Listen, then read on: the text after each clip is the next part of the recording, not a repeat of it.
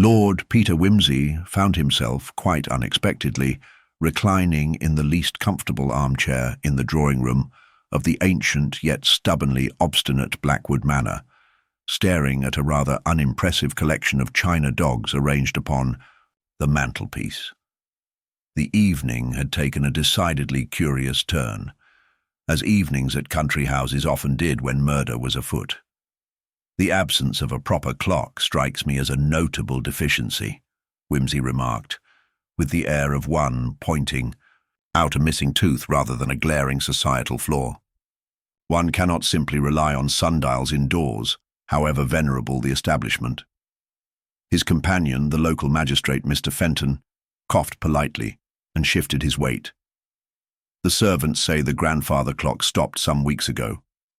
No one has the heart, or perhaps the competence to repair it." "Or perhaps," Wimsey murmured, "it stopped at a most inconvenient hour."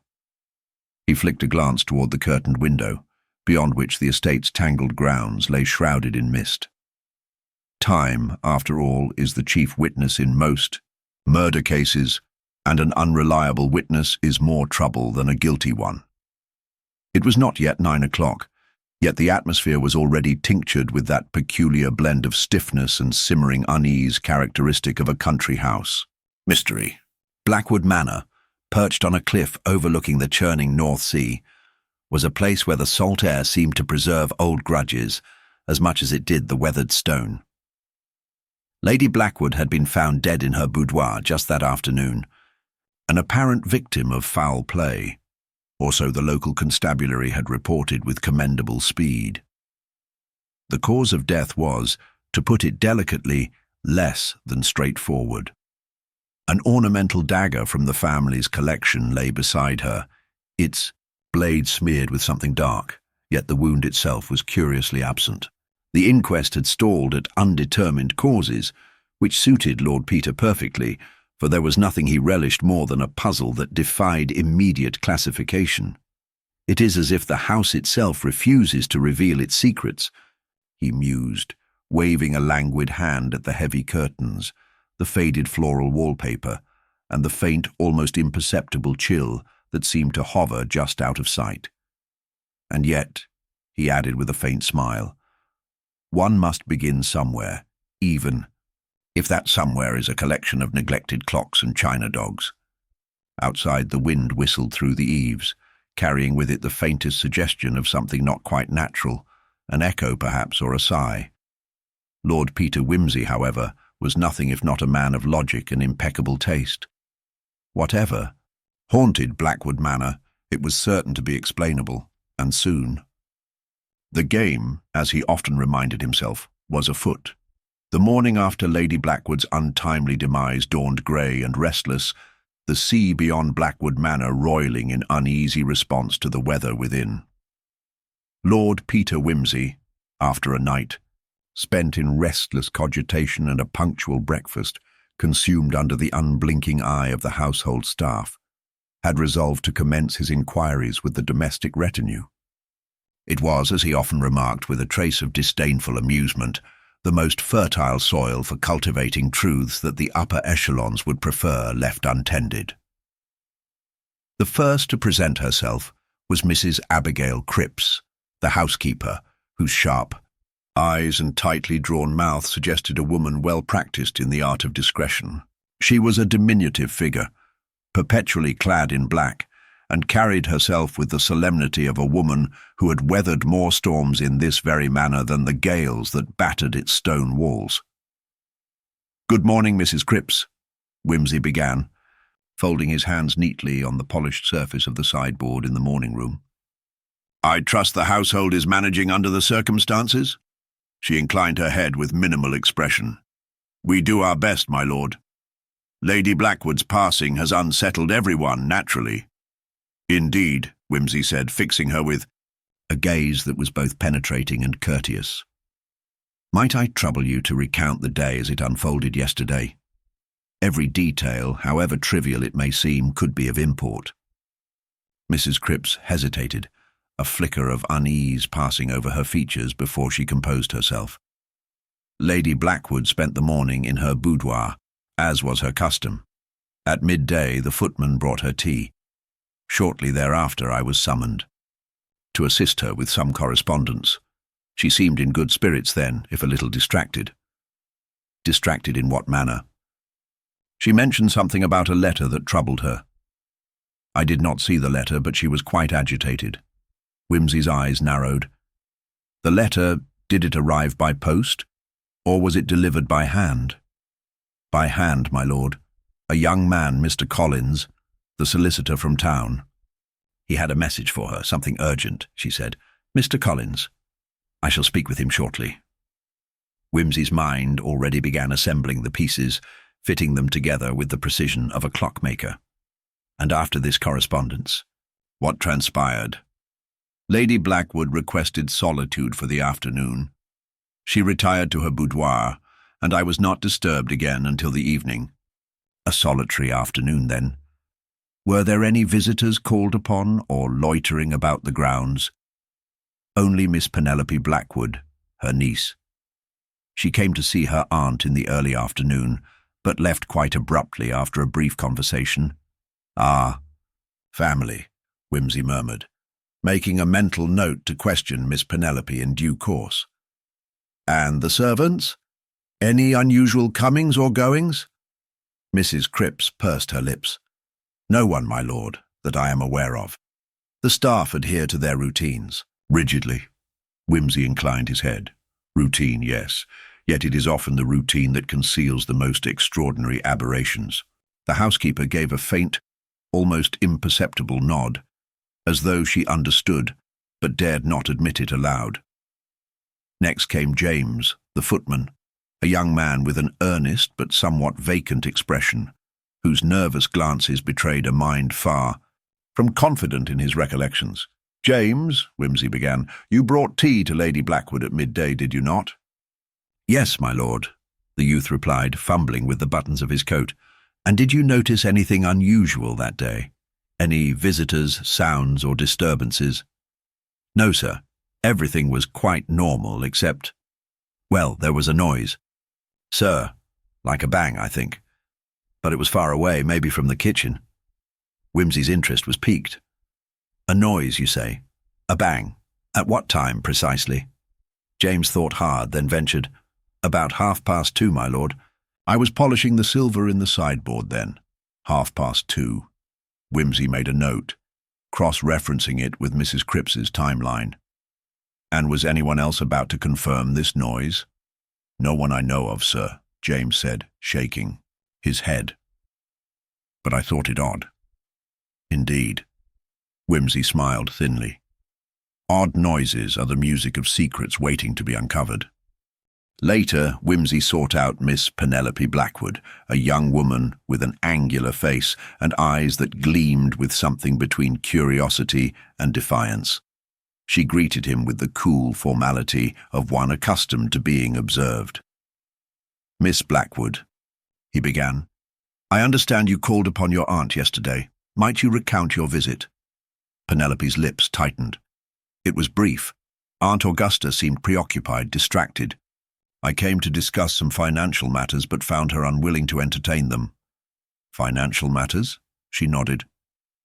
There have been discrepancies in the estate accounts, and I wished to make sense of them before the solicitor arrived. Aunt Augusta was evasive.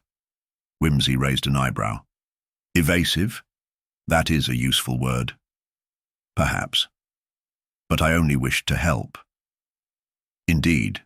And after your visit? I left when she asked for privacy. It was clear she did not wish to be disturbed.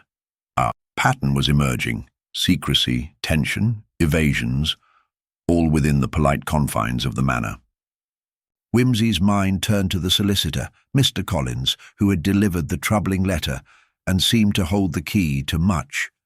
Mr. Collins was a stout man with sharp eyes and a brisk manner, seated now in the study amid scattered papers and the faint odour of ink and leather. My lord, he began without preamble, Lady Blackwood's letter concerned a matter of considerable delicacy. Wimsey nodded. I gather as much. Would you care to elaborate?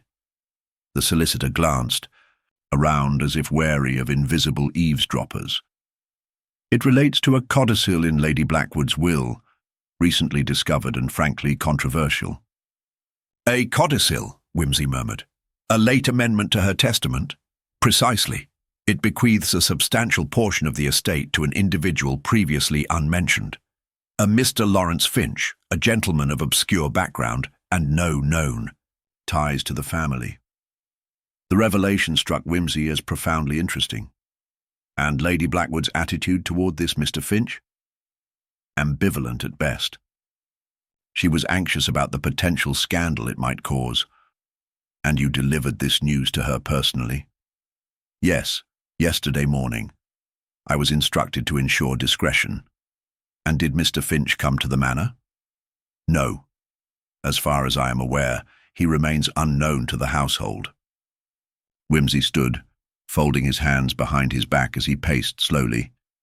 Discretion, anxiety, secret amendments, such elements are the currency of most respectable scandals.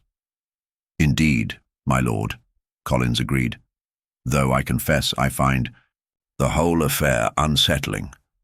Whimsy's gaze lingered thoughtfully on the solicitor. So do I. Before leaving the study, Whimsy made a final observation, an almost imperceptible quip that drew Collins's puzzled gaze. Mr. Collins, one wonders if the shadows of old secrets are not sometimes darker than the presence of new ones. The solicitor blinked. I dare say you are right, my lord. The afternoon was spent revisiting the scenes of yesterday, noting the position of furniture, the disposition of curtains, and the curious misalignment of the wall clock, which, like its grandfather counterpart, had apparently ceased to function at an inconvenient hour. There was, Whimsy observed, an uncomfortable stillness to the manor, as if the very air were holding its breath. When the evening bell tolled 6 times, the household gathered once more in the drawing-room, each member casting furtive glances, as if aware that eyes unseen were weighing their every movement. Whimsy took his place, quietly enjoying the subtle interplay of unease and civility. My dear friends, he began with the faintest trace of sardonic amusement. It appears we are surrounded by a chorus of silences, silences that scream louder than any confession. There was a polite shuffling of feet, but no response. I have no doubt that before long these silences will yield their secrets, much as the tide reveals the bones beneath the sand. A faint, almost imperceptible smile flickered on his lips. For Lord Peter Whimsy, the game was no longer a mere intellectual exercise. It was a dance with shadows, a puzzle whose solution promised to unmask the darkness lurking behind Blackwood Manor's forbidding walls. And with that, the day's inquiries ended, the pieces placed on the board. All that remained was to watch and wait as the clock ticked onward, though no one could say precisely which hour it claimed to mark. The morning mist clung stubbornly to the rugged cliffs and wind-swept grounds surrounding Blackwood Manor, as if reluctant to allow the day to begin without further deliberation. Lord Peter Whimsy, refreshed by a night's sleep that had been both brief and interrupted by the cadence of his thoughts, prepared to revisit certain details that had refused to yield their significance the previous day. The manor, with its labyrinthine corridors and discreet corners, seemed almost alive with the muted hum of secrets. His first call was to the local constable, Inspector Crabbe, a man whose enthusiasm for official procedure was only rivaled by his perplexity at the manor's many contradictions. The inspector was waiting in the library, surrounded by police reports and the scattered debris of officialdom. "Morning, Inspector," Whimsy said, removing his hat and giving a slight bow. "I trust you have made some progress in your inquiries." Crabbe sighed. "Progress, my lord, is a relative term. The servants are helpful but cautious. Lady Blackwood's death has everyone on edge. The medical examiner's report is inconclusive beyond noting the absence of obvious injury." "Indeed," Whimsy murmured. "The dagger found beside the body, did it bear any trace of poison or other substance?" "No," We've sent it for analysis, but preliminary reports are negative. It appears to be a red herring, I'm afraid." "Pity," Whimsy said with a half-smile. "Though the greatest mysteries are often built upon red herrings, much like the cathedrals of old." The inspector nodded gravely, then produced a folder from his satchel. "I've compiled statements from the household staff and neighbours. Most declare they saw nothing unusual, but there are discrepancies in timings and movements." Discrepancies? Whimsy's interest sharpened. For example, the kitchen staff insist the cook was in the scullery preparing the evening meal, well before the time Lady Blackwood was said to have been alone in her boudoir. "An alibi for the cook, then," Whimsy quipped, though his tone was thoughtful rather than dismissive. "More complicated than that. The cook claims to have heard the same strange noise the footman reported about 2:30, but the scullery is soundproofed. It's difficult to imagine how the noise could penetrate. A curious detail. Soundproofing that permits selective transmission. That suggests the noise is not merely an accident, but a deliberate signal or concealment." Whimsy's eyes glimmered with the faintest spark of amusement. "I do enjoy a puzzle wrapped in an architectural conundrum." After some further discussion, Whimsy decided it was time to question Mr. Lawrence Finch, the mysterious beneficiary named in the codicil. Finch was lodged at the local inn, a modest establishment that bore the sort of worn dignity one might expect from a seaside village with few visitors.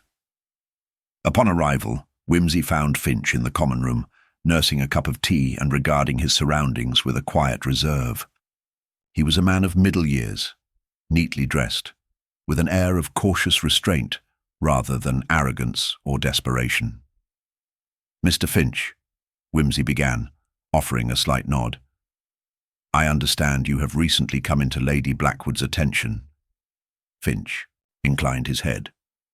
"That is so, Lord Peter. I received her letter last week, though I confess the circumstances remain somewhat perplexing." "Perplexing indeed. Might I ask how you came to be acquainted with Lady Blackwood?" Finch's expression grew guarded. "Our connection is distant, by blood, but faint. I am the son of a second cousin, estranged from the family for many years. Lady Blackwood sought to reconcile before her passing." Whimsy noted the careful choice of words and the avoidance of personal details. "Estrangement often breeds secrets, Mr. Finch. Does your presence here imply that reconciliation was within reach?" "Not entirely," Finch admitted. "There were unresolved matters, especially concerning the estate's management and the legacy my cousin hoped to secure." "And the codicil?" Whimsy pressed. "Did Lady Blackwood explain her reasons for this sudden change to her will?" Finch hesitated. "Only that the estate had been mismanaged and that certain elements required rectification. She feared for the future of Blackwood Manor." Whimsy nodded slowly. "I see. And did you know Lady Blackwood well enough to visit her?" "Here. I called upon her twice in the past fortnight," Finch confirmed. "Each time our conversations grew increasingly strained." "Strained how?"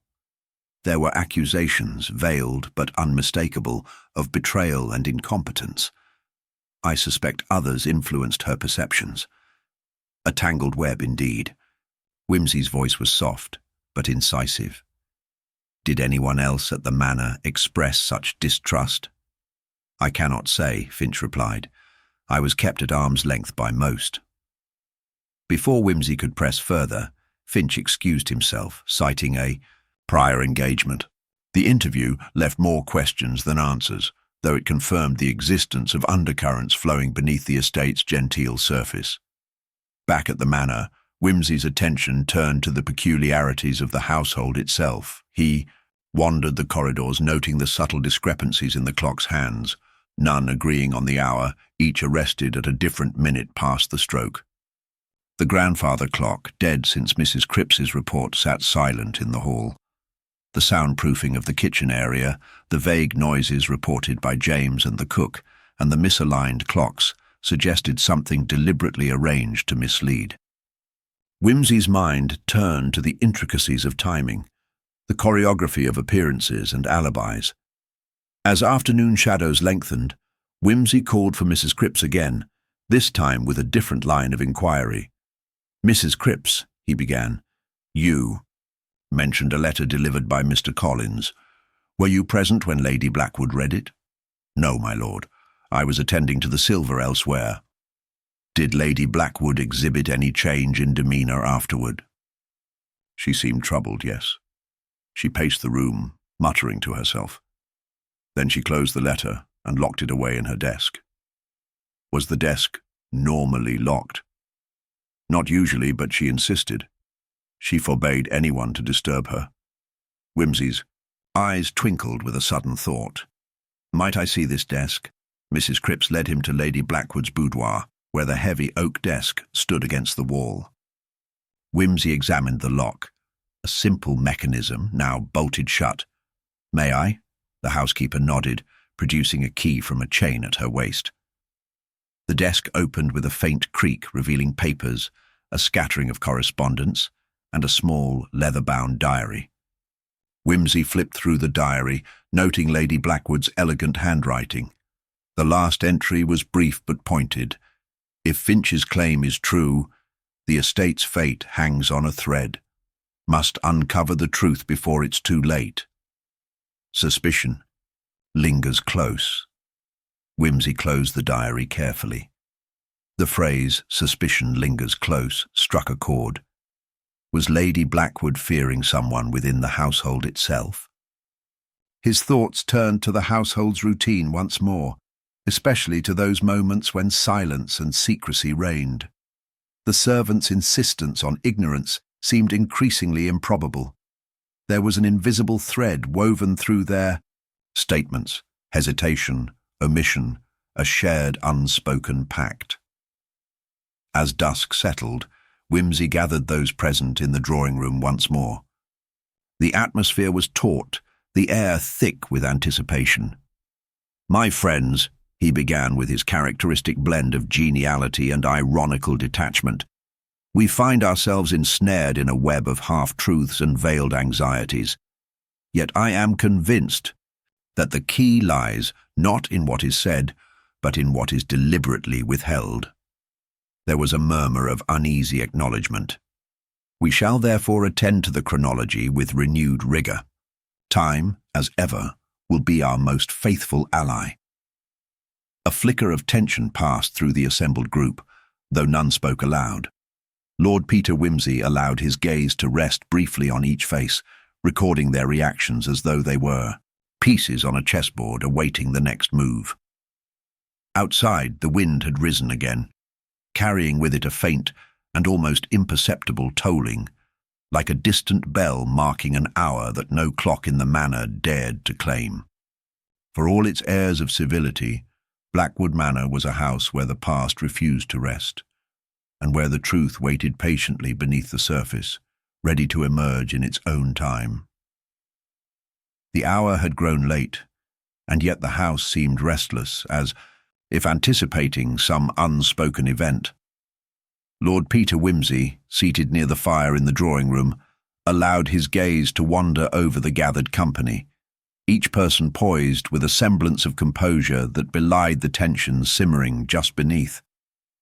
The servants had retired to their quarters, and the household had settled into a brittle quietness, punctuated only by the ticking of clocks that stubbornly refused to agree on the hour. Wimsey's mind churned over the details gathered thus far. The elusive timing discrepancies, the contradictory alibis, the locked desk and its cryptic last entry, the strained relationship between Lady Blackwood and Mr. Finch, and the servants' guarded evasions.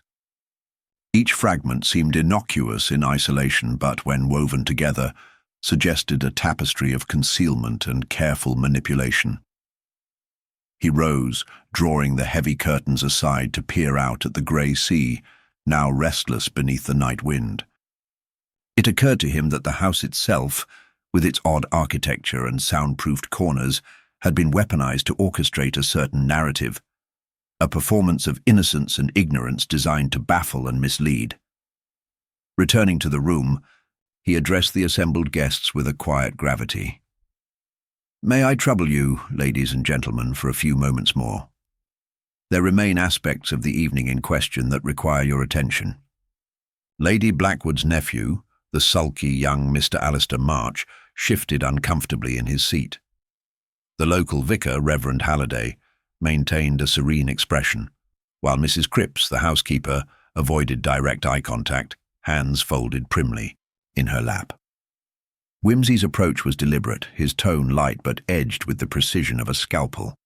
"Let us consider the chronology once more, for time, as I have said, seldom lies.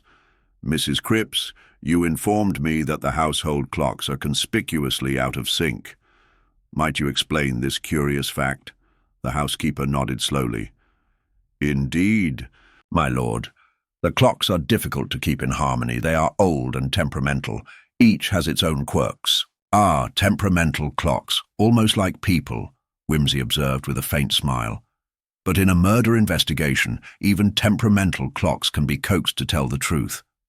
"When did you last see Lady Blackwood alive?" Mrs. Cripps replied without hesitation. "Shortly before 9 in the evening. She was in the library reviewing some papers." "An interesting detail," Wimsey murmured. "Mr. March, you were said to be in the drawing room at that hour. Did you hear anything unusual?" Alistair flushed. "I was reading by the fire, but no, I did not hear anything out of the ordinary." "Yet the cook mentioned hearing a strange noise at 2:30, and the footman James corroborated this?" Wimsey pressed. The vicar interjected. "The notion of a noise at such an hour so late at night is troubling indeed." Wimsey nodded thoughtfully. "Very much so. The noise, described as a muffled thump or a brief scuffle, might have been the key to the event's timing. Yet if the kitchen and scullery are soundproofed, how could it have been heard at all?" Brief silence fell before Mrs. Cripps offered, "Perhaps the noise was not what it seemed. A diversion or a carefully staged sound meant to mislead." "Exactly my thought," Wimsey replied. "A deliberate misdirection. And who among us would benefit from such a deception?" Eyes shifted uneasily. It was clear the question lingered in everyone's mind, though no one dared voice a suspicion outright. Wimsey paced slowly before the fire. "Mr. Finch, your visits to Lady Blackwood were marked by tension and veiled accusations. What can you tell us of the nature of these grievances?" Finch's gaze was steady but weary. She feared the estate's management was corrupt, that her affairs were not in order. She was concerned for the future, for the legacy she wished to leave behind. "An understandable concern," Wimsey said. "Yet such matters seldom provoke murder, without a deeper cause." "Did Lady Blackwood confide in anyone beyond the household staff?" "No," Finch replied. "She was cautious, distrustful even." "A caution born of fear," Wimsey mused aloud. "Fear, after all, is a potent motive, more so than greed or jealousy alone." The evening wore on, and Wimsey's questions grew more pointed, peeling away the layers of social civility to reveal the underlying tensions. He noted subtle inconsistencies, such as the footman's reluctance to specify the exact timing of his duties, the butler's nervous glances toward the locked desk, and the vicar's curious knowledge of the manor's hidden passageways. It was this last observation that intrigued Wimsey most. After the others had withdrawn for the night, he sought out Reverend Halliday privately. "Reverend," Wimsey began, "I gather you possess more familiarity with Blackwood Manor's architecture than most." Halliday smiled thinly. "The vicarage abuts the estate, Lord Peter. Over the years I have become acquainted with its less obvious features, such as hidden passages and soundproofing." "Precisely.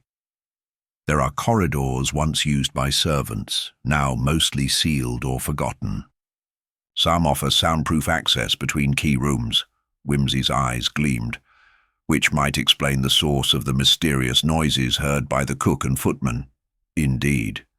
Do you know if Lady Blackwood made use of these passages herself?" Halliday hesitated. "She was secretive. but I believe she may have used them to avoid certain company, or perhaps to conduct private meetings. Fascinating. And if such passages were used to mask movements on the night of her death, the Reverend nodded gravely. It is a possibility. Whimsy thanked him and returned to his rooms, the pieces beginning to align. The soundproofing, the misaligned clocks, the secret passages, all pointed to a carefully orchestrated plan to conceal movements and manipulate perceptions of time. As dawn approached, Whimsy sat by the window, watching the first light stretch across the cliffs. The solution was near, he was certain, hidden in the interplay of shadows and silence, in the small contradictions others dismissed. The gentleman detective slept little that night, his mind assembling the final tableau where illusion would give way to truth.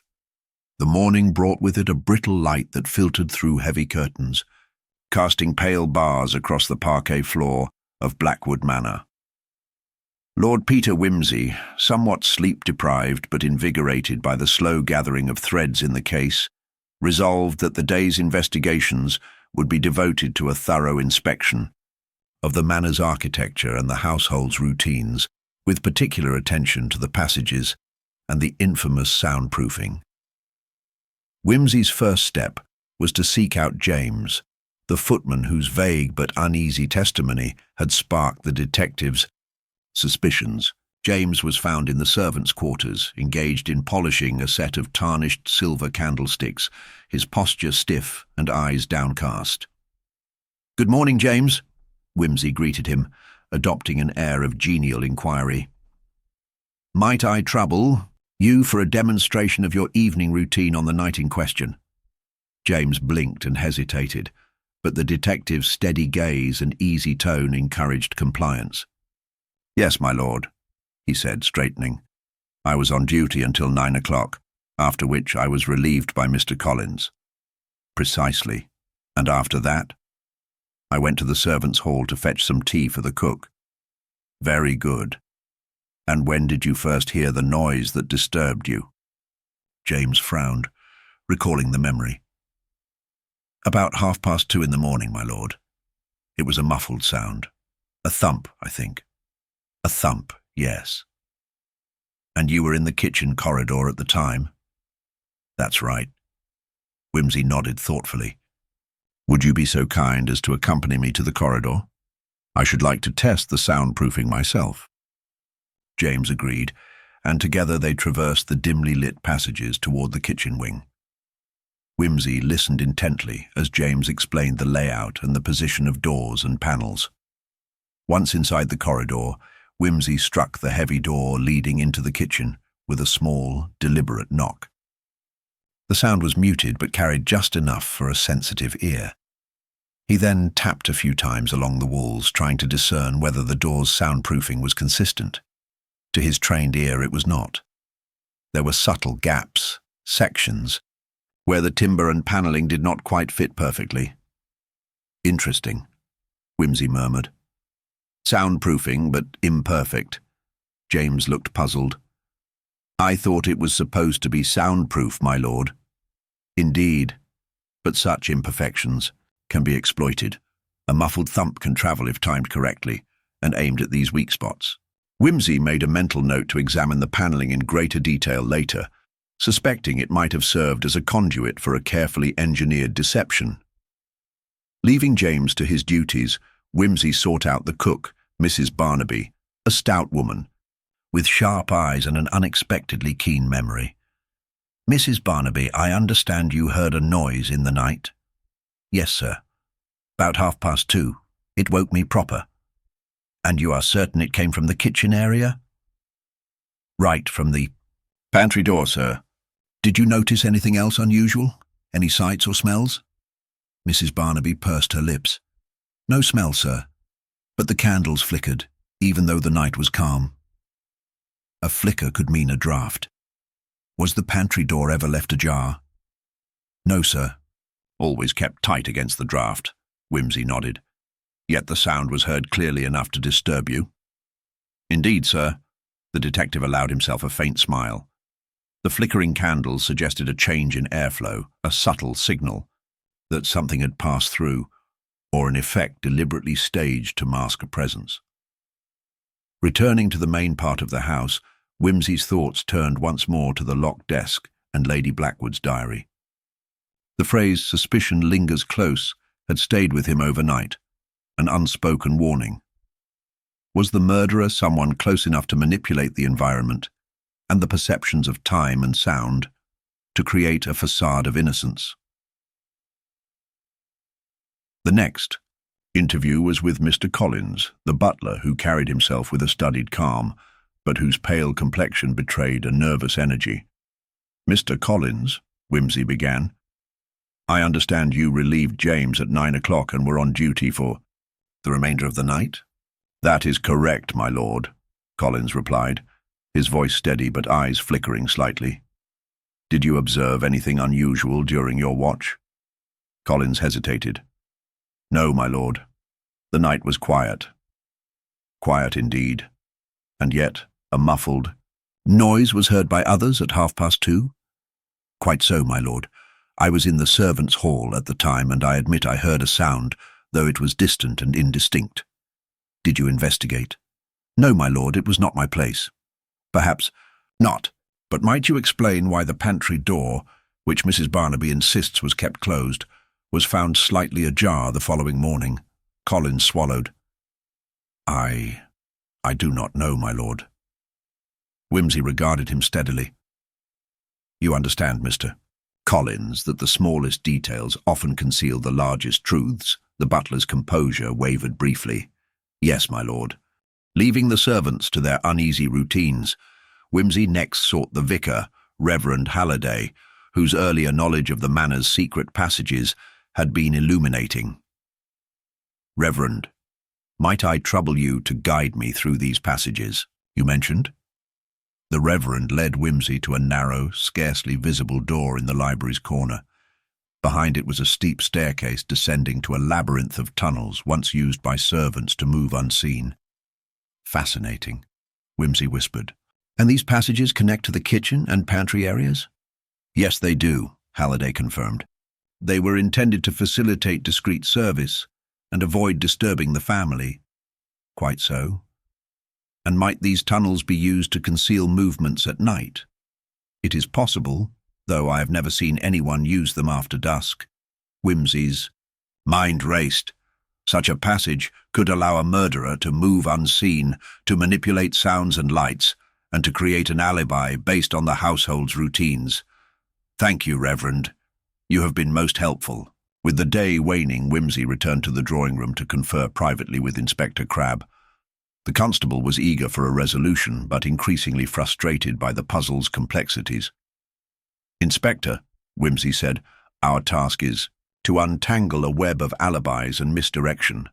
The noise at 2:30, the misaligned clocks, and the secret passages all point to a carefully staged deception." Crabbe frowned.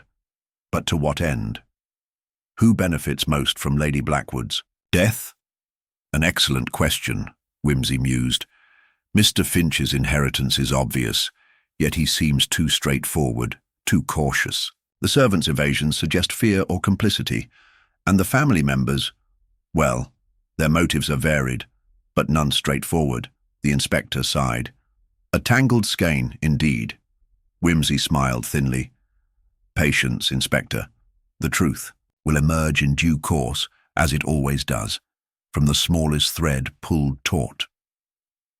As night fell again over Blackwood Manor, the detective prepared for the morrow's inquiry, confident that the intricate architecture of deception was beginning to unravel.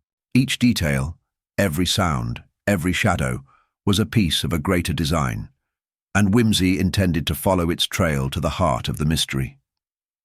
The morning air was crisp and heavy, with a dampness that seemed to cling to Blackwood Manor like a second skin, as if the house itself awaited the day's unfolding revelations with bated breath. Lord Peter Whimsy, having spent the better part of the night in restless reflection, was resolved to turn his attention now to those small details that, like a faint aroma wafting through a room, might reveal the hidden truth behind Lady Blackwood's untimely demise. His first call was to the study, where Mr. Finch was presently engaged in tidying the scattered papers that seemed to carry a significance beyond their ordinary appearance. Finch, looking pale and distracted, greeted Wimsey with a wary nod, but did not offer the customary greetings of hospitality. The atmosphere was taut, as though each man sensed the other's probing intent. "Mr. Finch," Wimsey began with his usual arch tone, "may I trouble you to explain this curious entry in Lady Blackwood's diary? The phrase suspicion lingers. Close is hardly the usual fare for a lady's musings." Finch's fingers trembled slightly as he folded the page back into the book. My lady had become increasingly concerned about the management of her affairs. She suspected, though I cannot say upon what grounds, that there were irregularities among the household staff. "A suspicion well placed, perhaps," Wimsey replied dryly. "Yet your own demeanour does not betray a man at ease." "I assure you, Lord Peter, my concerns were strictly professional." "Indeed. But might you elucidate the nature of your professional relationship with the household staff, specifically with Mr. Collins, the butler?" Finch's brow furrowed. Collins has been faithful in his duties, but of late he appeared distracted, as though burdened by a secret. Wimsey tapped his chin thoughtfully. "Secrets are the currency of murder, Mr. Finch, often traded without coin." The conversation paused as Finch seemed to wrestle with his own thoughts, finally offering, "Lady Blackwood confided only to me about a clandestine meeting scheduled for the night of her death.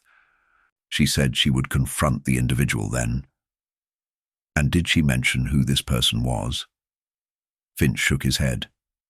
"No, she did not. Only that it was someone she once trusted." Wimsey's eyes narrowed. A meeting under the cloak of night, a secret confrontation, a phrase left cryptic in a diary. These are not the trivial trappings of an idle mind. Finch glanced away. "I wish I could offer more, my lord." Taking his leave, Wimsey proceeded next to the servants' hall, where the household staff had gathered under Mrs. Cripps's watchful eye.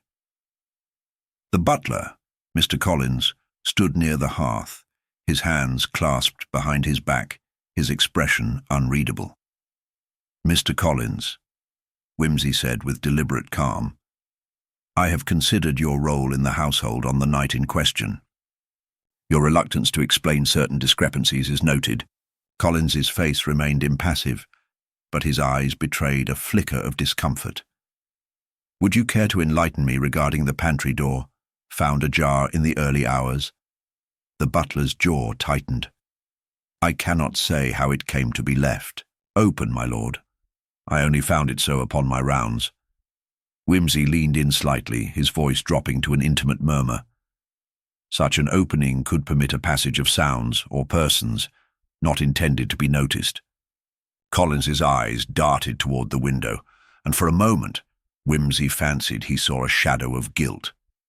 "Tell me, Mr. Collins, are you acquainted with the hidden passages Reverend Halliday described?" A flicker of surprise crossed the butler's face before he masked it with a nod. "Yes, my lord. It is my duty to be familiar with all parts of the estate. Yet you see, knowledge of secret passages is a double-edged sword. They may serve to conceal or to reveal depending on their use." Collins' composure cracked, if only momentarily. "I swear, Lord Peter, I have nothing to hide." Wimsey allowed the moment to linger, then withdrew, sensing that the butler's reticence was less about guilt than fear. Fear of discovery, or perhaps of retribution. Later, Wimsey requested an audience with the household's maid, Miss Ellen Parsons, a young woman of steady gaze and unflinching manners. She was tending the flower arrangements in the conservatory when Wimsey found her. "Miss Parsons," he began, "you were said to be in the West Wing on the night of Lady Blackwood's murder. Might you recount your movements?" Ellen's cheeks coloured faintly. "Yes, my lord. I was tidying the rooms as instructed. I heard nothing unusual." "Not even the muffled sound at 2:30?" She shook her head. "No, my lord. But I did notice that the West Wing clock was striking irregularly that evening.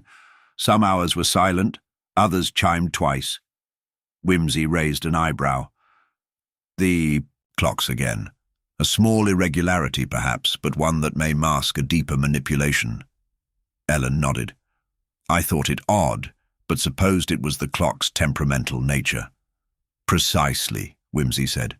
Tempered clocks and temperamental. Hearts alike may deceive. His next step was to confer with the local watchmaker, a wizened gentleman who had long serviced the manor's numerous timepieces.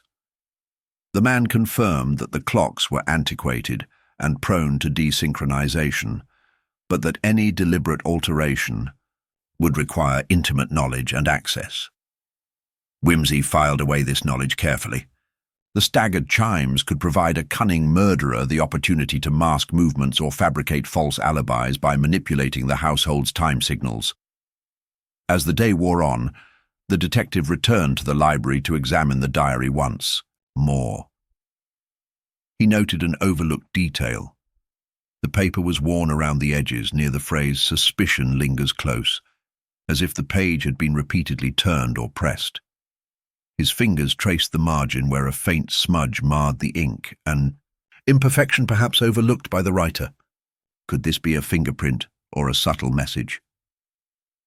He had just reached for his magnifying glass when a soft sound caught his attention, a faint creak from the wall adjacent to the bookcase. His heart quickened. He pressed a concealed latch and, with a whisper of protest, a section of the shelving slid aside, revealing a narrow passageway. Wimsey's breath caught in his throat. Here was the secret passage Reverend Halliday had described, concealed behind the library's facade, a conduit between the manor's social heart and its shadowed corridors. The discovery confirmed his suspicions. Lady Blackwood had used these passages to conceal meetings, secrets, perhaps her last moments. The house was complicit, its architecture an accomplice in the murder. As he stepped into the dim, cool tunnel, Lord Peter Wimsey felt the threads of deception tightening around a single unseen figure. Someone who had manipulated time, sound, and secrecy with the precision of a maestro conducting a deadly symphony. The solution lay ahead, just beyond the flickering light of his lantern, and the detective's smile was faint but assured. The stage was set for revelation, and the curtain would soon rise on the murderer's final act. The narrow passage behind the library's concealed door was chill and claustrophobic, its stone walls damp with the seepage of years. Wimsey's lantern cast elongated shadows that flickered like spectres on the uneven masonry, while the faint echo of his footsteps suggested a labyrinthine network beyond the slender corridor. Here, in this undercroft of secrets, the veneer of Blackwood Manor's genteel civility dissolved into something far more primal, a subterranean stage for whispered conspiracies and calculated deceptions. Wimsey moved cautiously, but deliberately, the practiced stride of a man accustomed to following shadows both literal and metaphorical. The passage curved to the left, leading him through a dimly lit junction that intersected with a small wooden hatch, barely large enough for a person to squeeze through. His fingers found the latch easily. It yielded with an almost imperceptible click. Peering through the opening, Wimsey discerned the kitchen pantry beyond, a room faintly illuminated by the first grey light filtering through a high, narrow window. It was precisely the spot where the pantry door had been found ajar the morning after the murder, a detail whose significance now gleamed like a beacon. He noted, too, that the thick wooden door bore the unmistakable marks of recent handling, faint smudges of dirt on the brass handle, a slight misalignment in its frame. It was clear someone had traversed this boundary under cover of darkness, exploiting the secret passage to enter or exit unseen. The implications multiplied rapidly in Wimsey's mind. Here was a corridor connecting the family's private quarters with the servants' domain, a route that could confound alibis and facilitate a perfectly timed deception. But more importantly, it suggested that the murderer was no stranger to the manor's hidden architecture. someone who understood its labyrinthine heart intimately. Withdrawing from the passage, Whimsy retraced his steps to the library, where he allowed himself a moment's pause. The leather-bound volumes seemed to watch him silently, as if cognizant of their role in this unfolding drama. He considered the day's interviews, Finch's guarded admissions, Collins's brittle composure, and Ellen Parsons's noting of the erratic clocks. Each spoke to a tapestry woven with threads of fear, deceit, and carefully curated ignorance. Whimsy returned to the main hall to find Inspector Crabbe awaiting him, his expression a blend of impatience and hope. "Any progress, my lord?" the inspector asked, rubbing his hands together in the chill. "Indeed, Inspector. The manor's secret passages have proven more than mere architectural curiosities. They are the linchpin to our mystery. A murderer moved through them with the stealth of a cat, masking movements and fabricating alibis." Crabbe nodded, eager but cautious. "So, who then? Finch, the inheritor? Collins, the butler? Or some other shadow lurking beneath polite society?" Whimsy smiled faintly.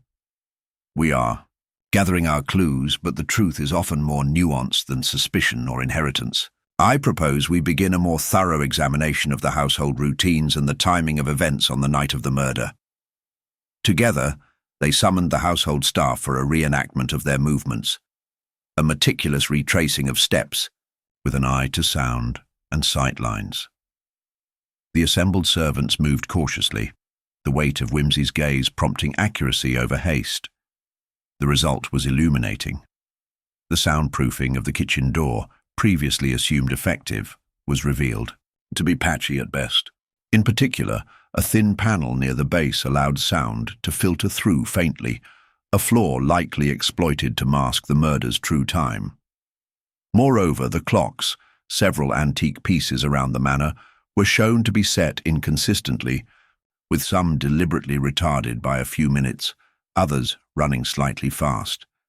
This disarray offered ample opportunity for confusion about precise timing, allowing a clever perpetrator to manipulate the household's sense of time. Whimsy's eyes glittered with the thrill of discovery. "It appears our murderer orchestrated a symphony of misdirection, using the manor's weaknesses to conceal their actions." Yet, the detective was not satisfied with mere physical details. The psychological dimension, often the most elusive, required illumination. He turned his attention back to the enigmatic phrase in Lady Blackwood's diary. Who was this shadowy figure she intended to confront? What secrets lay beneath the surface of family politeness? Whimsy requested a private audience with Miss Harriet Blackwood, the victim's niece, whose apparent detachment masked a subtle intelligence. She received him in the morning light filtering through the drawing-room windows, her composure cool but eyes observant. "Miss Blackwood," Whimsy began, "I understand you were close to your aunt. Might you shed light on her final days? Were there tensions or fears she confided to you?" Harriet hesitated, then spoke quietly. Aunt Eleanor was troubled, yes. She suspected that someone in the household was not who they appeared to be. She spoke of betrayals and secrets hidden behind polite smiles. Did she suspect a particular individual? Not openly, but she hinted at a long-standing grievance, something buried deep in the past. Whimsy's gaze sharpened. A grievance that might have led to murder? "It is possible," Harriet admitted, her voice barely above a whisper. But Aunt Eleanor was cautious. She feared confrontation. Their conversation was interrupted by a sharp knock, and Mr. Finch entered, his face pale but resolute. "Lord Peter, Miss Harriet," Finch said, "I must confess something." Whimsy gestured for him to proceed. Finch swallowed and met Whimsy's gaze directly. "I have known for some time that Lady Blackwood was being blackmailed. I did not wish to alarm anyone, hoping to resolve it quietly, but now I see that discretion has failed." Whimsy's interest piqued. "Blackmail? Can you tell us who the blackmailer is?" Finch hesitated. "No name, only threats and demands delivered through anonymous notes. The detective's mind turned over this new information. Blackmail introduced a motive beyond inheritance or passion, a motive fueled by fear and control. He pressed Finch gently. "Were you aware if Lady Blackwood suspected the identity of this person?" "Only that it was someone close, someone with access to her private papers." Wimsey's eyes narrowed. "Which leads us once again to the household." As the afternoon deepened into evening, Wimsey paced the library, contemplating the web of motives, means, and opportunity. The secret passages and faulty clocks had been exploited. The psychological tension of blackmail and concealed resentments weighed heavily. The final piece of the puzzle remained elusive. He was interrupted by a soft knock, and Miss Parsons entered quietly, her expression troubled. "My lord," she began hesitantly, "I found this in the pantry this morning. It seemed out of place." She handed Wimsey a small folded note, the paper worn and the ink faint but legible. It read, "The truth sleeps beneath the ticking." Wimsey's smile was wry. "An apt metaphor, Miss Parsons. It seems our murderer enjoys the theatre of cryptic messages." He folded the note carefully. "The ticking must refer to the clocks, our unreliable sentinels, and truth sleeping beneath suggests a secret concealed in plain sight." His mind raced, weaving together the clues like threads in a tapestry.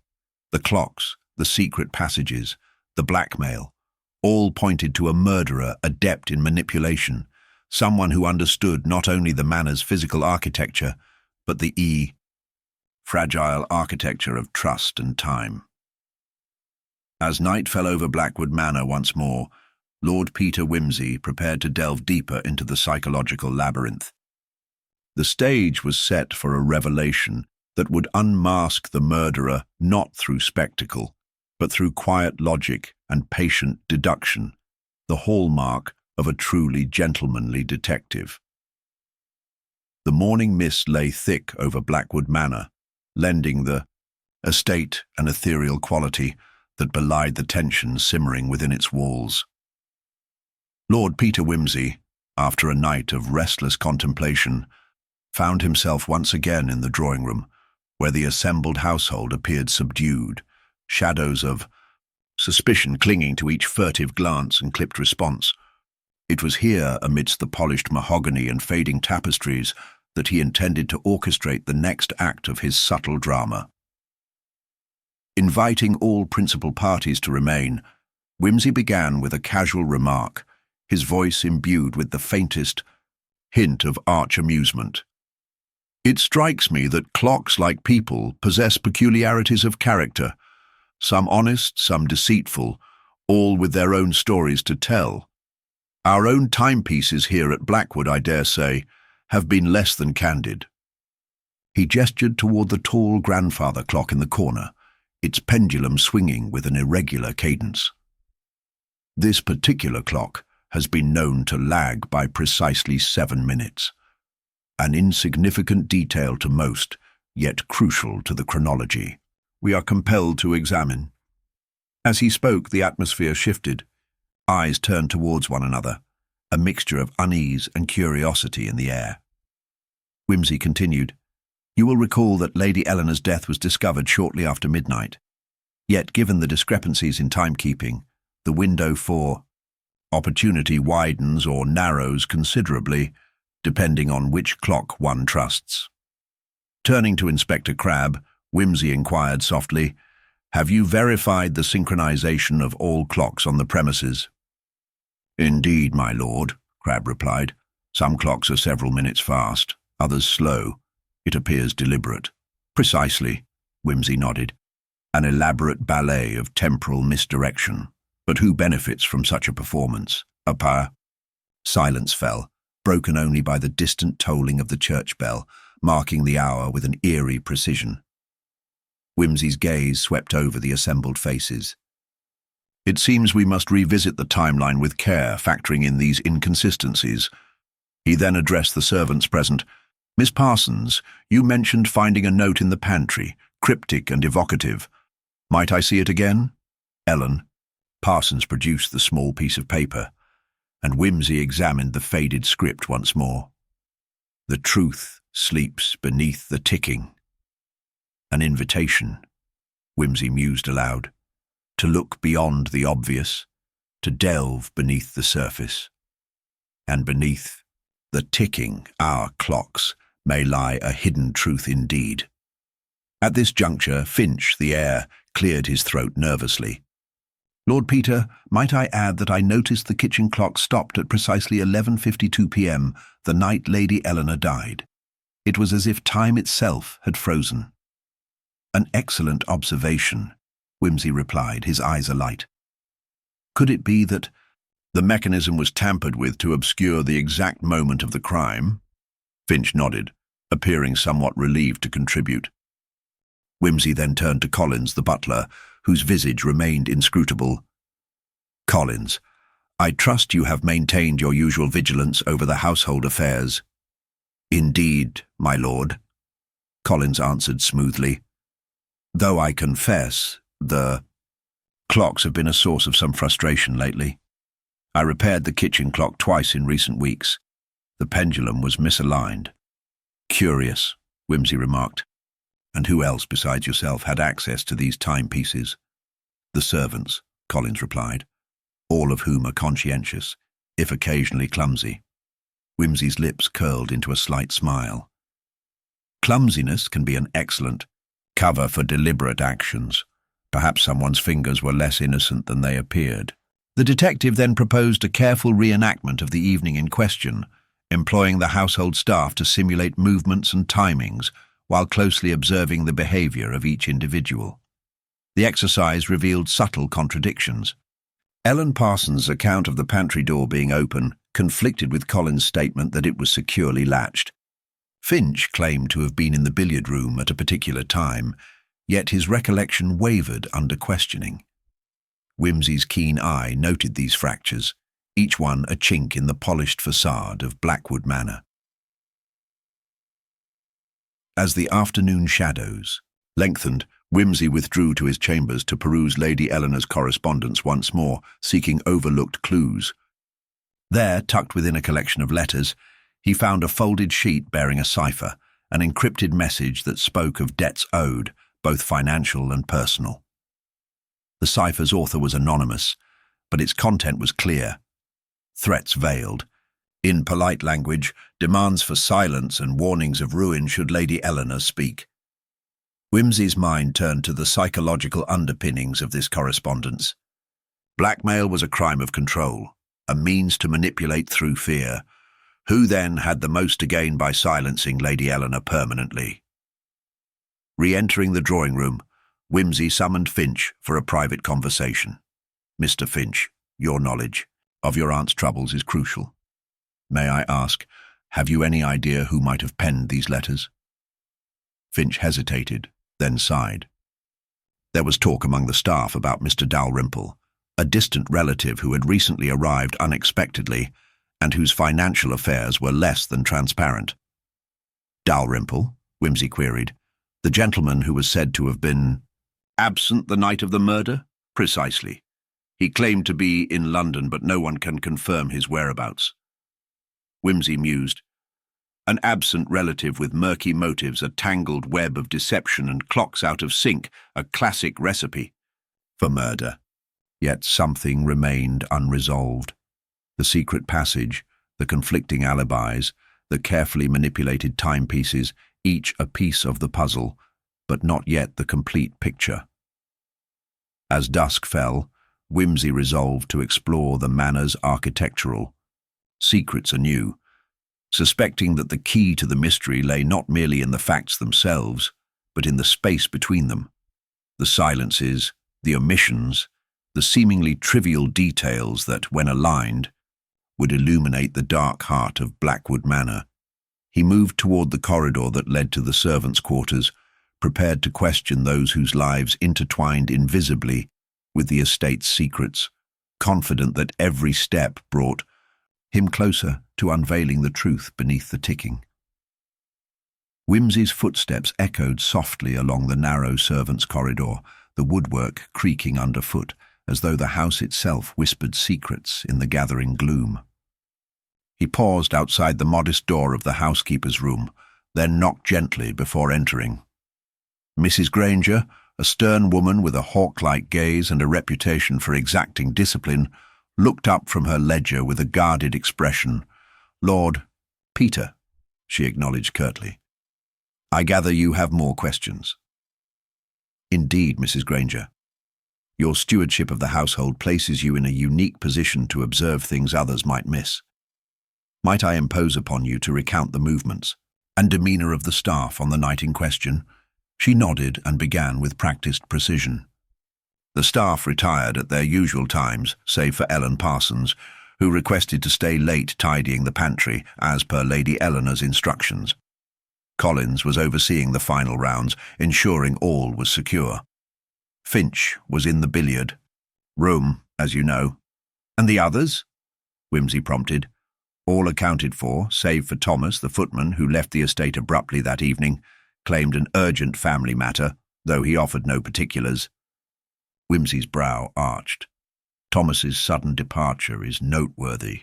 Did he take his uniform, or was it left behind?" Uniform was gone, as were his personal effects. It was as if he intended not to return. Suspicious, though not necessarily. Incriminating. Has any attempt been made to locate him? Not yet. The family wished to avoid scandal. Understandable but inconvenient. Whimsy's mind ticked over possibilities.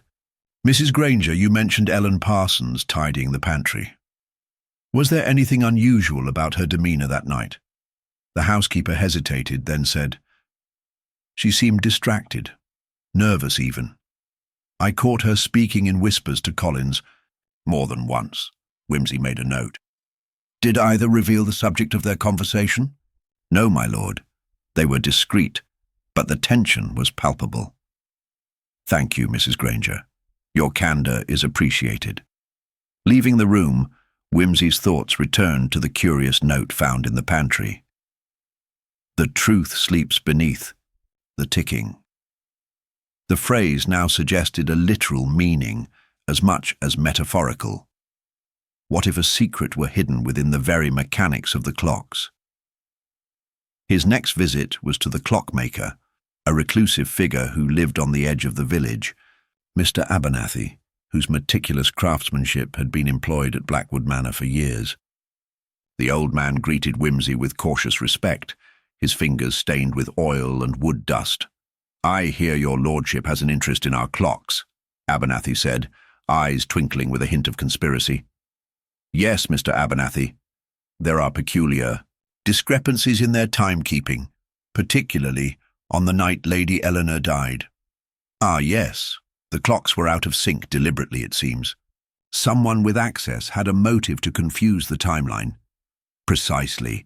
Did you notice anything unusual in your recent visits to Blackwood?"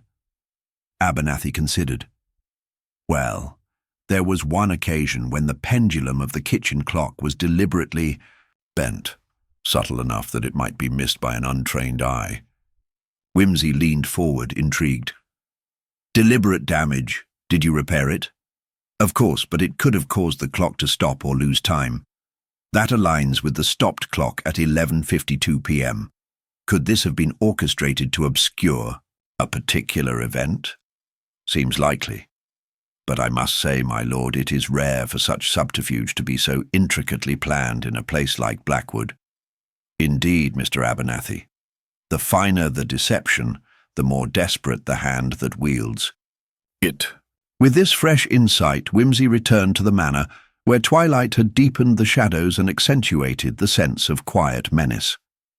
He sought out Ellen Parsons, who appeared startled but composed upon being summoned. "Miss Parsons," Whimsy began gently, "I am grateful for your cooperation. You mentioned Lady Eleanor confided in you about concerns. Might you elaborate?" Ellen's eyes flickered with hesitation. "She was worried about a family secret, my lord. Something from long ago, tied to Mr. Dalrymple. Lady Eleanor believed That knowledge could ruin the family's reputation. Dalrymple again, Whimsy mused. And did Lady Eleanor mention any threats made against her? Yes, she showed me letters, though I was not permitted to read them fully. They spoke of silence and consequences. Did she ever express fear of a particular individual? Mr. Dalrymple was the main suspect in her mind, but she seemed uncertain. Whimsy's gaze sharpened. Miss Parsons, were you alone in the pantry when you found the note? The truth sleeps beneath the ticking.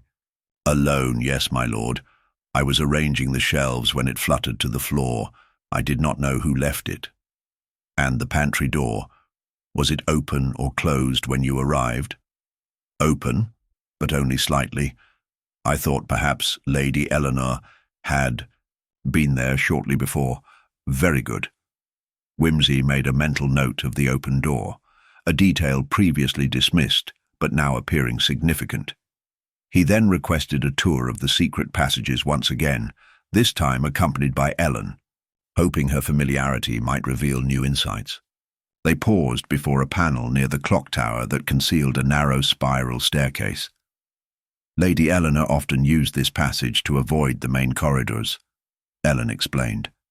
She valued discretion.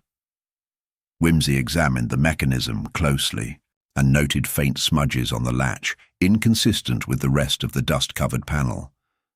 Recent use, then? Indeed. As they ascended, Whimsy's mind wove the threads, the tampered clocks, the secret passages, the cryptic letters, and the nervous servants. Each element was a stroke on a hidden canvas, only now beginning to form a coherent picture. At the top, near the clockworks, Whimsy inspected the gears and mechanisms. The pendulum bore signs of recent adjustment, too precise for a casual repair. Someone here is not only familiar with timepieces, but adept at manipulating them to mislead, he murmured. Ellen glanced nervously at the dials. Lady Eleanor was fascinated by clocks. She once told me they were like people, outwardly dependable but capable of great deception. Whimsy smiled faintly. An apt metaphor. Returning to the drawing room, Whimsy requested the presence of Dalrymple, who had been notably reticent. The man entered, his face pale and drawn, as if the walls themselves bore down upon him. Mr. Dalrymple, Whimsy began, you have been described as both a stranger and a spectre in this house. I must ask, where were you on the night Lady Eleanor was murdered? Dalrymple's eyes darted, then settled. In London, as I have stated. I was attending to business affairs. Can anyone corroborate this? No one, unfortunately. Whimsy's expression was unreadable. And yet, your sudden arrival, the letters threatening silence, your unfamiliarity with the household all cast shadows. Are you prepared to explain the discrepancies in your alibi? Dalrymple's composure cracked. I had reason to keep my presence quiet.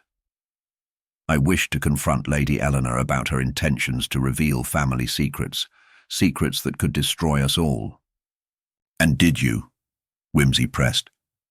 No, I never saw her that night. Whimsy regarded him steadily. Yet, someone did. The weight of implication hung heavy. Dalrymple sank into his chair, defeated. As the evening deepened, Whimsy's investigation drew ever closer to its climax. The carefully constructed facade of Blackwood Manor was crumbling, each revelation peeling back a layer of deceit. But the final truth, that subtle and irrefutable thread binding all evidence, awaited him in the interplay of time, motive, and opportunity, and, as always, the truth would not be denied.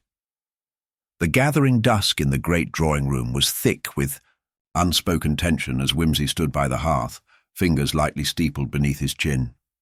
The logs crackled unevenly, casting flickering shadows that danced on the panelled walls as the household seemed to hold its collective breath.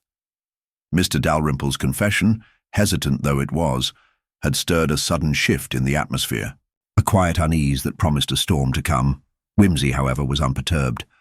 The case, with all its intricacies and subterfuge, was a game of elegant chess rather than brute force, and it was here, amidst the subtle interplay of time and character, that he thrived. "Mr. Dalrymple," Wimsey said softly, yet with an unmistakable edge of authority, "your concerns over family reputation and the secrets that might harm it are understandable, but they do not excuse the veil of silence and evasions you have maintained." He paced slowly, eyes narrowing with deliberate calculation. "You admitted to being in London that evening without witnesses. Yet the clock tampering and the secret passage usage suggest a presence much closer to home." Dalrymple swallowed hard, the colour draining from his cheeks. I had no choice but to keep my visits unannounced. The family's disapproval would have been ruinous. Disapproval, yes, but murder. Wimsey's tone turned cutting. "Are you prepared to accept that your actions, or lack thereof, have brought ruin regardless?" Before Dalrymple could reply, the door to the room creaked open, and Collins, the butler, entered with an urgency that disrupted the stillness. "My lord, a discovery has been made in the library." Wimsey's eyes sparkled with interest. "Let us proceed at once." The library, a cavernous room lined with leather-bound tomes and the faint scent of old paper, was indeed the stage of a new revelation. Miss Ellen Parsons stood by the far window, her face pale but resolute, beside a low cabinet that had been forced open. Inside lay a collection of letters, their envelopes yellowed and edges frayed, yet preserved with evident care. "Lady Eleanor's correspondence," Parsons said quietly. "I only discovered them while searching for anything that might explain her fears." Wimsey stepped forward, selecting a letter at random. The handwriting was delicate but firm, the words chilling in their implication. "If this secret emerges, the Blackwood name will be forever stained. You must silence her, by any means necessary." He looked up sharply, meeting the eyes of each person in the room. A threat, then, and one that Lady Eleanor took seriously, enough to leave warnings hidden within the very mechanisms of the house. Collins cleared his throat. "My lord, if I may point out, there is an inconsistency in the timeline surrounding the clock in the billiard room." Wimsey raised a brow. "Do elaborate." "The billiard clock was noted by the constable to have stopped at precisely 11:52 p.m. Yet, when I inspected it after the murder, I found it had been wound recently, too recently to have stopped naturally at that hour." Wimsey's lips twitched, in a faint smile. "There it is, the carefully constructed deception, to mask the actual time of death and thus mislead the investigation." "Indeed, my lord, the clock was set to deceive." Wimsey paced again, this time with greater urgency. And who would have the knowledge and opportunity to tamper with not one, but several clocks in the manor? A heavy silence followed before Ellen Parsons spoke, voice low but steady. "Only the housekeeper, the butler, and Lady Eleanor herself were allowed access to the clock mechanisms." "Mrs. Granger and Collins, then," Wimsey mused aloud. "Yet both have cooperated without hesitation." "Could this be mere professional duty, or something more?" Dalrymple's agitation surfaced again. "You are grasping at straws, Lord Peter. I tell you, the housekeeper is beyond reproach." "On the surface, Mr. Dalrymple. But appearances in Blackwood are notoriously deceptive." Wimsey's eyes flashed with sudden insight. "Consider, too, the secret passages. If someone sought to move unseen, the labyrinth within these walls offered ample cover." He turned to Parsons. "You accompanied me to the clock tower passage. Did you notice anything unusual about the lock?" She shook her head. "Only that it was slightly ajar that night." "Exactly," Wimsey said. "An invitation to enter unobserved." His gaze swept the room again, landing finally on Collins. "You have been remarkably composed, Collins. But tell me, how often have you had Occasion to enter the library after hours? The butler stiffened but answered with practised calm. Rarely, my lord, but on the night of Lady Eleanor's death, I retrieved some documents for her.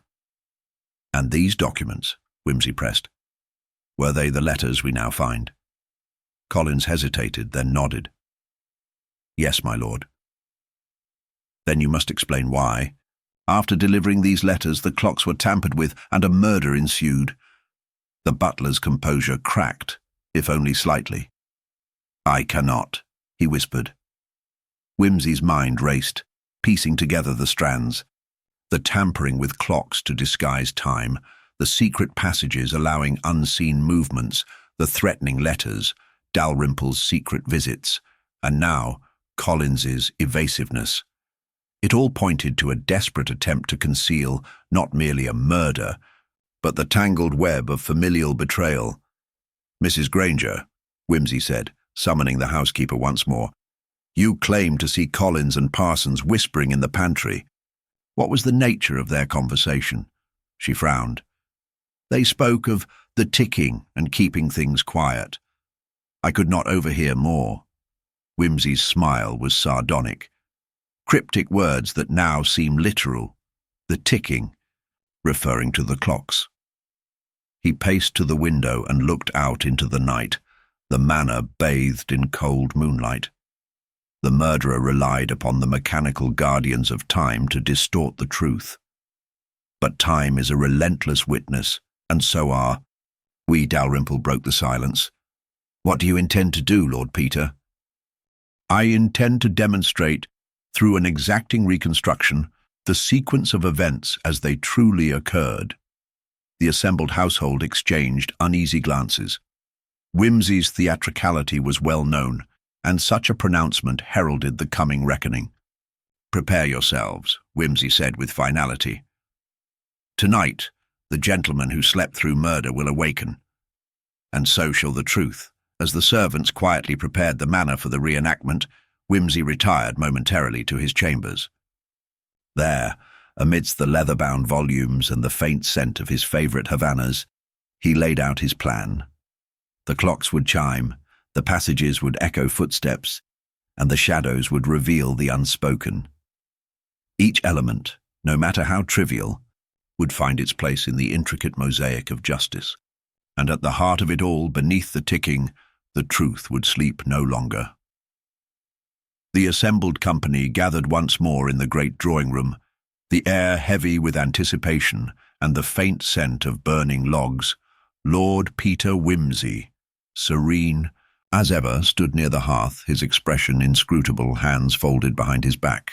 The household, master, servants and visitors alike, were arranged around him like pieces on a chessboard, each awaiting the final move. I shall dispense with further preliminaries, Wimsey began, voice calm yet commanding. The time has come to unravel the carefully woven web that has obscured a simple, though tragic truth. He turned first to Mr. Dalrymple. You, sir, have been most candid regarding your clandestine visits to London, which, though questionable in discretion, were not sufficient motive for murder. Nor do they fully explain the tampering with timepieces. Dalrymple nodded, pale but composed. To the rest, Wimsey continued, we owe a debt for their forthrightness, though not all have been equally forthcoming. It is upon the minor inconsistencies, the slight misalignments of clocks, the whispered conversations about ticking, and the access to secret passages, that the truth hinges. His gaze fell on Collins, the butler, who stood rigid, lips pressed thin. You have been the custodian of many secrets in this house, Collins, but some are heavier than others. The letters threatening Lady Eleanor, the manipulation of the clocks, the efforts to disguise the time of death, these point directly to you. The butler's composure wavered. My lord, I did what I must. The family's honour was not best served by murder, Wimsey interjected sharply. You feared exposure of a disgraceful past, a scandal that would ruin the Blackwood name. Yet, your attempts only deepened the tragedy. Wimsey moved to the window, gesturing toward the dark labyrinth of passages. The secret routes allowed you to enter and leave unseen. The tampering with the billiard clock at 11:52 was intended to mislead, to create an alibi where none existed. He returned to face Collins fully. But your mistake was underestimating the precision of time and observation. The clocks do not lie, nor do the silent witnesses of soundproof doors and ajar locks. Collins sagged under the weight of the revelation. It was not meant to be like this. I only wished to protect the family. Whimsy's voice softened but remained firm. Protection through deception and death is a brittle shield. Justice, however, is patient and unyielding. As the room absorbed the final truths, Lady Eleanor's absence seemed to fill the space with a melancholy resolve. Whimsy turned once more to the company. Let this be a lesson. Beneath the veneer of civility and propriety lies the complex, often dark machinery of human motives. But it is by reason and relentless inquiry, not superstition or conjecture, that we shall find the way. A faint smile touched his lips as he pulled out a cigar. And now, if you will excuse me, I shall retire to better company, a good smoke, and Shakespeare's measure for measure. For all our troubles, it seems, the measure of justice remains. With that, Lord Peter Wimsey exited the room, leaving behind a household forever altered, the echoes of his deductions lingering like the last note of a finely struck chord. The gentleman, it seemed, had finally awakened, but so had the truth.